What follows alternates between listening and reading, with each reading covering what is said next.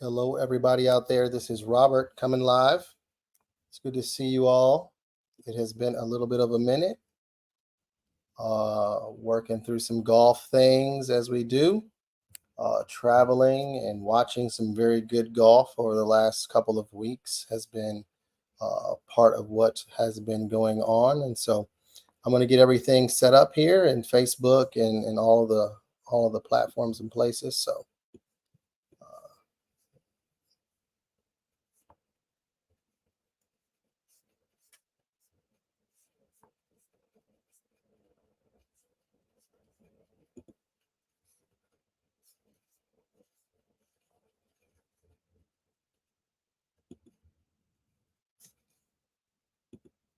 allow people an opportunity to hop in and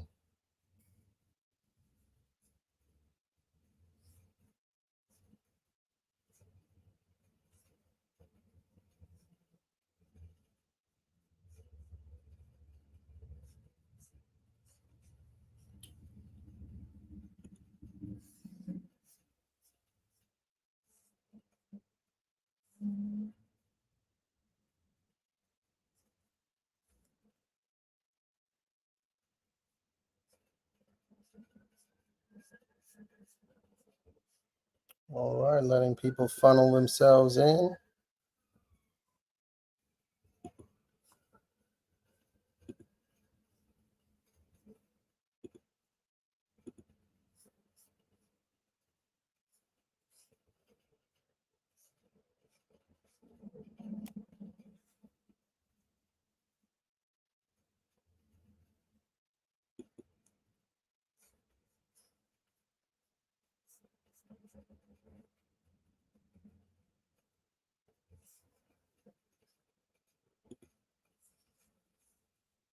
All right, people are hopping in. Good to see you guys there in Instagram, Facebook. Yes, here we go. Letting people funnel in.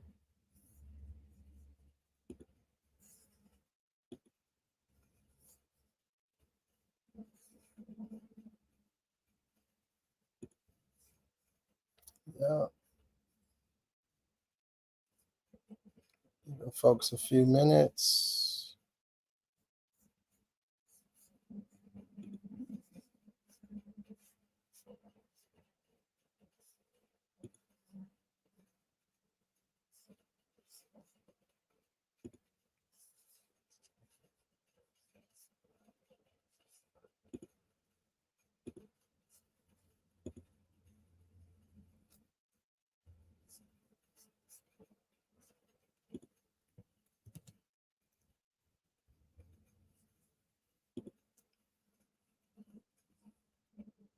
Posting this inside of the actual group.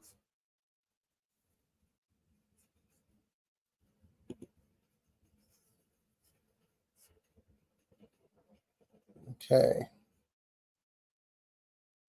Folks should be able to see. Hop in.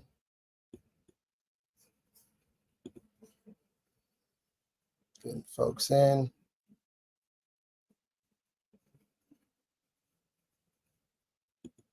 All right, we're going to get ready to get ourselves started. It's been a few minutes, so we're gonna just go ahead and hop on in there and get folks going.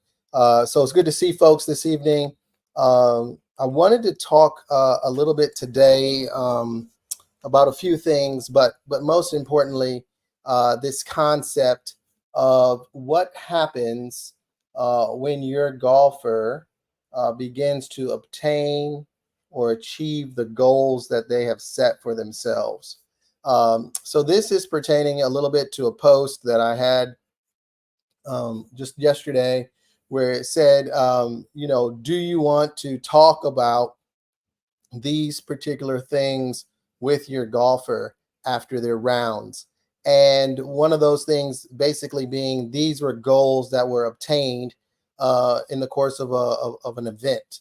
And so a parent had asked me, well, when is it appropriate to change goals, or how do you celebrate these goals that have actually been obtained? And so I wanted to spend a little bit of our energy and effort today talking a little bit about that. so that people can, just continue to learn by being a part of my group, specifically here on Facebook, exactly where and what it is that we're looking to accomplish. And so, first is, let's just talk about, and I've talked on here a few times, but let's just chat fairly quickly about goals, right? These are necessary for anyone in every walk of life, every human endeavor. To have goals, they're essential to what it is that we do. The keys to goal setting, because we talk about it in everything that we do, is making sure again that there are multiple steps, but to again making sure that there are things that are measurable, there are things that are attainable. Many people have heard of that SMART goal concept, and that's very true. All of those benchmarks need to be set up when we're talking about goals, and also understanding underneath the goal is this sense of motivation. What are the internal things that motivate me to do the things that I'm looking to do? And oftentimes when I'm working with players, I'm really getting them to write down the things they want to accomplish. And this goes for practice rounds. This goes for rounds of golf in which we're practicing. This goes for our practice is in general. Like, what are we doing when we go out there to just practice? We need to understand, like, we need to have some actual measurables so that way we can actually track improvement. And so that is essential for us to be, for us to even begin this conversation in this process. So if, for an example, you're out there and you know that setting goals is important, as you should know that is very crucial, then you're able to take like step 1A.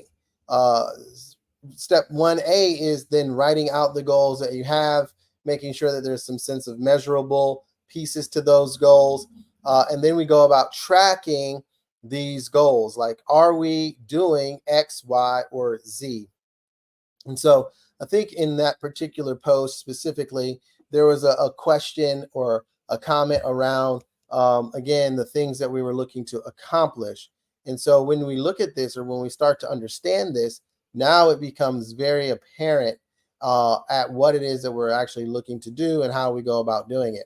So I'm going to chat a little bit about that in detail. But again, if you remember, in this particular post, it was talking about greens and regulations. It was talking about what types of things score wise are we trying to accomplish in 3 sets, holes of 3 essentially.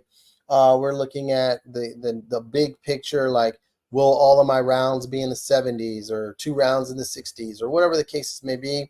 And then looking at how do we, for this particular athlete, under par rounds, essentially 9-hole rounds, like literally looking at 9 holes. Are we able to, within a 18-hole tournament, in a 9-hole stretch, are we able to go under par? So we're really trying to understand, like, there are certain things that this particular person was looking to accomplish and looking to set up for themselves. And so what do we do when these are the goals that are then actually written out, discussed with your mental performance coach and your parent, and then accomplished? Okay, so that's part of this conversation tonight, is actually asking ourselves, so when these goals that we're shooting for, when they're accomplished, what then do we do with them next? And so again, thank you guys for hopping in Instagram. I see you guys out there. Thank you guys for hopping in. I have some folks here on YouTube. Thanks again for hopping in there. Appreciate that. It's always good to see folks in all of the spaces that this is going live in. So again, without further ado, let's just hop into, well, what do you actually do when you have, quote unquote, obtained or accomplished the goals that you have actually were looking to accomplish? So first steps when we talk about this is recognizing that when you set goals, I'm assuming when this is done, that there has been more than one attempt to try to accomplish these goals. With that being said, once you actually accomplish it for the first time, then that becomes the first time that you have accomplished said goal. that is the key to the answer of, well, what do you actually do when you accomplish said goal? Well, you keep accomplishing that goal or those sets of goals until they become routinely met. Now, that is a conversation that happens between myself and the golfer, myself and the parents, is what does routinely met look like? What does that mean to the golfer? How do we accomplish that? What do we do with it? So that is the part that, there's some, ebb and flow. There's a little massaging with that. It's really player dependent. And so we get to have those good conversations. But to make sure that the goals that we're looking to accomplish, that they're routinely met, is important. And once they're routinely met, then we can look at changing the goal that we have already continued to meet. Maybe greens in regulation becomes whatever that goal is. If it's 10, 9, 11, 13, whatever it is, maybe that just becomes something that is consistently met across X number of rounds of golf. And now it just becomes a part of your golf game and who you are as a golfer. Once that happens, then we can actually look at shifting those goals, or that not necessarily being a goal that we're looking to obtain, that we're written down or writing down, that we're looking at. I typically still have those old goals, and we still want to check mark. We want to make sure that we're still accomplishing those things in addition to any new things that we've added. I think that's really important. So you could, as you're moving along, know that, man, look at this. I was able to accomplish X consistently or routinely, of course, across rounds. Now I'm looking at, now that I've been able to do that, what do I then do with that information? So now I have these, I've been able to accomplish them routinely. This is a part of who I am as a golfer. And now let's look at setting some new goals to obtain based upon that old information. And now we're ready to continue to grow, continue to get our game to a new level. And that's what we actually do once we reach our goals. We look at reaching them, and then we're looking at sustaining those goals met over time. And then once those things have been met over time, what that means is that that is part of who you are as a golfer. Okay, so that's important. Those are essentially the steps. We set the goals, mostly process goals, progress goals. We've talked about the difference. Meet those goals. We meet those goals consistently or routinely over time. Whatever that time is for you, if it's a summer, if it's a season, if it's 20 rounds, whatever that looks like. Once we've done that, then we look at obtaining new goals or setting new goals. And that's really, really important, because what I have found sometimes, and even in my own work, I miss it with my clients every once in a while. They're like, hey, I'm thinking about this or that. And we're like, getting the goal, good, great, move up, boom. We're setting a new goal too soon, versus actually setting that old goal, consistently meeting that goal. Now it becomes part of who you are as a golfer. Then once we've done that, then we can look at obtaining or setting new goals after we've done that routinely. So what do we do when we reach our goals? Now we reach our goals consistently, more routinely, until it is no longer something that I have to really work extra hard to obtain. Because again, the goal originally should have been something that was a little bit of a stretch. And now that it's stretched us, we've obtained it.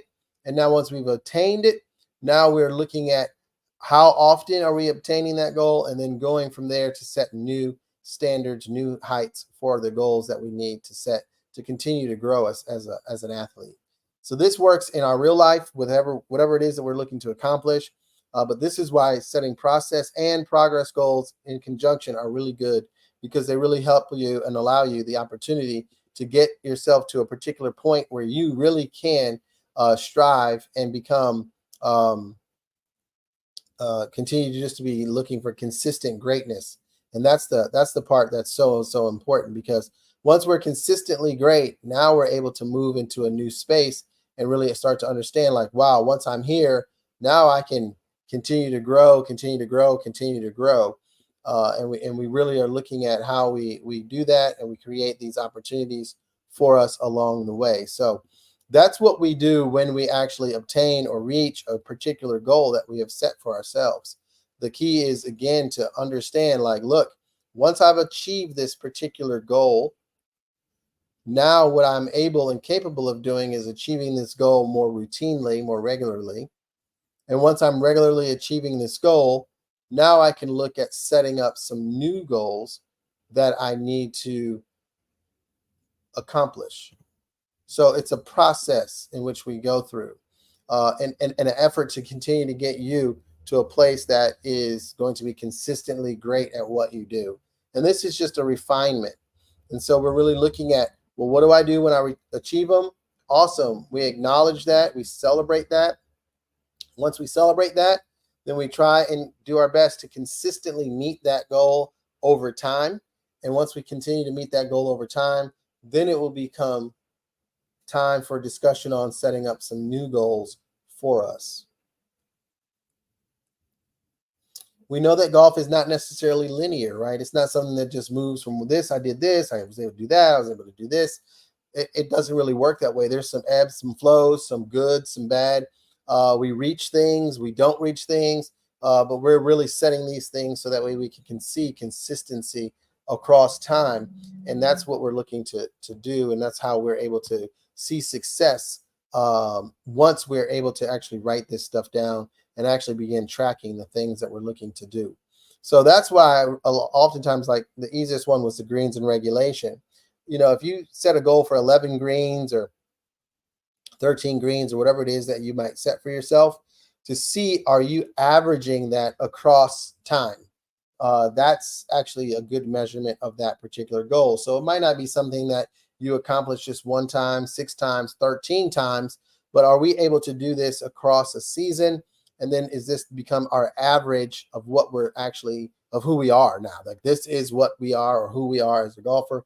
And once we're able to get to that point in place, then it becomes pretty cool to then say, okay, well, now I can kind of shift this goal. Maybe you take the same goal and now you move it up a notch.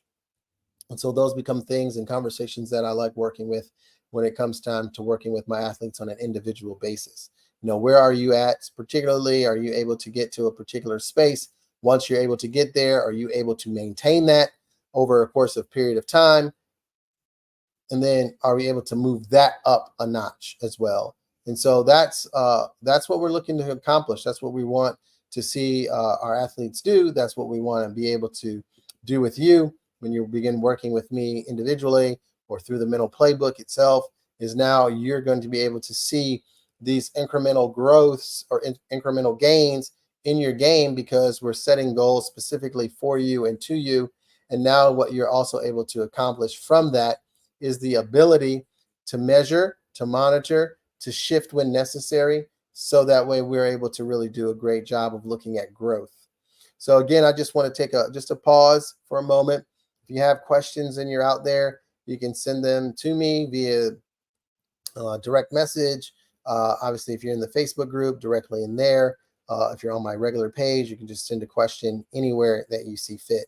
YouTube, same thing, comments, you can put a question in there. If you're new to me and you're on Instagram, then one of the things that you have the ability to do is to go into my link in my bio and click the Facebook group and join that group. There's some questions to be asked and answered to hop into that group. That group is a free group for folks to hop in and kind of learn some of these things. This is where these videos are posted. Gives people an opportunity to take a look again if you're not able to hop in the live directly. But there's some really cool new things that are inside of that group. I'm still looking for some folks to want to test the mental playbook and see what it's going to feel like and look like for them. If that is you and your child, then you just simply give me a comment, mental playbook, and I will be able to assist you getting started in doing that. The other piece is this. I wanted to address a post again that was inside of the group that I did reach out to the folks that participated and asked and answered some of those questions. Is like, making sure that folks understand, like there was a poll, and I just wanted to clarify and make sure that folks were tracking. So if you're looking for focus material, how to focus, that you need a strategy for your golfer to understand what the controllables are, how they will help me. What do I do with them? Again, there is a junior focus black book that I put together. It's inside the group again, or you can just simply hit focus. That would be a way for me to generate you an opportunity to go ahead and purchase that for your junior golfer for you. So that way you can actually get a strategy on how to manage the things that you have control over versus the things that you don't, and what to do with the things that are actually influenceable, but not necessarily total control that you might have. So there's a couple of things inside of that group that are available for folks that are looking to improve the mental strategies for their kid and their junior golfer. And so those are some very big highlights there for you guys. So in the season that I'm in here, we have players who are playing in Future Champions out in California that played in IMG Worlds. We have golfers playing in AJGA events, Georgia Women's AMs, Georgia Men's AMs, all over the place, doing great work. We had some SJGT stuff happening. So I'm looking and seeing clients playing everywhere, from California to Georgia to Florida. I mean, it's a pretty awesome thing to see. Portland, Oregon, we have folks out there playing in the Underrated Tour. Just everywhere, clients are getting an opportunity to play in some great venues, shoot some really good numbers, accomplish some amazing goals. So I wanted to shout some of those guys and gals out. Appreciate you guys hanging in there with me. I will continue to do this. I will be back next Thursday. There will be some new things inside of, again, that Facebook group. We have a little over 830 members inside of that group. So it's a huge community of folks looking for, trying to figure out what is it that I can do? What are the things that I need for my junior golfer to continue to have the mindset of a champion? And one of the easiest ways to do that is to really get your kid engaged in the mental playbook that I offer, with some individual coaching as well, so that they can actually start to achieve the mindset that they need to be successful, mostly right in tournament golf. But there's so much growth that can happen even in golf that might feel like recreational, or as you're kind of introducing golf to your kid, but recognizing that the mental aspect is just as important as those technical aspects. Just like getting new golf clubs or getting a swing coach or getting lessons, the mental game is something that needs to be worked in conjunction with all of those things in order to bring out the best of all of it at the right time, especially under pressure. So we know that parents spend money on academies and developmental programs and lessons, and I recognize it's a huge cost, but we want to maximize those costs or those expenditures. And the mental game is one of the ways in which we can do that. It is a great added-on piece, as many of my clients are seeing. I had a parent yesterday mention, looked at the leaderboard of a particular event and is like, your proof is in the pudding. Your kids that you're working with are there. They're there consistently. And that's a great thing to do, not only in junior golf, but obviously in some of the professional spaces as well. So it's really good to see my clients out there performing well under pressure specifically. And that's an awesome a testament to the work that they've put in, and then the work that the parents have put in too. So I'm excited about where we're headed. I'm really looking forward to seeing folks continue to hop in and be a part of this group, be a part of the mental playbook, because that is an opportunity for you to really get the most successes out of your kid. I love looking at science and math when I'm doing that work, and just seeing if there's growth, and that's what I enjoy doing. So I want to be open to any questions that are out there. If there are any, I'm not seeing any right this moment. So if you have a question, please feel free to throw it in there, and I will grab it for you, and I will provide an answer. So I got folks on Instagram, Facebook, YouTube as well. So wherever you may be, I'm open to you asking a couple of questions.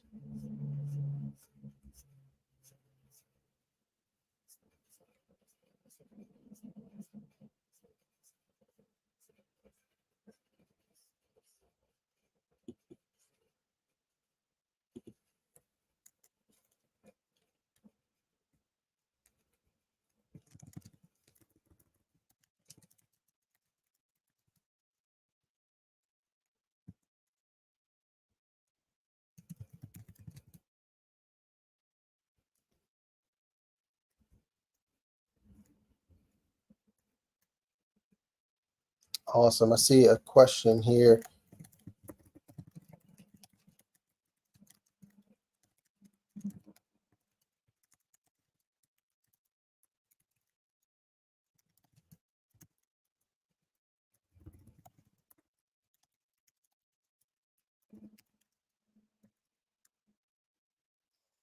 I will put this in here. Um, and this question is actually in the chat, but I'll add it here too as well. It says, "What are the steps to help my junior golfer with the right goals?" That is a great question. I'll spend a few seconds with that one because I think this it's a great question. So when you see this, I'll put it here as well. So what are those steps? We have to look at where they are. So ultimately, when I'm working with someone, I'm really asking them the hard questions. Like, I want to go to Division One golf. Awesome. Well, where are you right now? We have to recognize where we are right now with whatever the goal is. If it's greens and regulations, I want to get 14 greens. Awesome. I want to have 22 putts. Amazing. But trying to figure out where you are right now, first step, that will help us create the right types of goals and the right types of stretches so that way we can actually obtain them and actually get to them. So that's usually like the first steps. Oftentimes when I meet with someone that they want to play college golf, and then I dig into that, I really want to understand what that means to them. That's a goal that they have. So does that mean you want to play college golf anywhere, or college at any level? There's NAIA, there's junior college, there's 1, 2, and 3 divisions. College golf is so wide. So I try to help them understand. So, well, where are you at with scores, and where are you at with this, and what year are you, right? So we start to understand like the steps necessary, and that helps create the right goals. So the steps to help your junior golfer with the right goals is figuring out specifically with them, being very honest, where are you right now in the areas that they're thinking or wanting to improve in. And so that may require them to actually do a little more work so that they can get some numbers. And so then from there, we then now know what types of goals we need to set. A particular area, with our college kids, for example, is proximity to the hole. Obviously, you see this on the PGA Tour, but you can't.